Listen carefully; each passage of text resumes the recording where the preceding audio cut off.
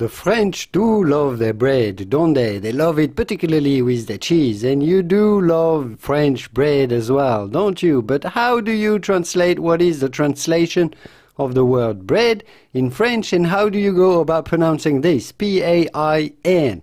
Well, you simply say pain. Pain. I know it's not easy, but just say pain. I would like some pain. Je voudrais du pain, s'il vous plaît. I would like some bread, please. Je voudrais du pain, s'il vous plaît. I would like a piece of bread. Je voudrais un morceau de pain. Un morceau, a piece de pain. A morceau de pain. A piece of bread, s'il vous plaît, please. Bread, pain.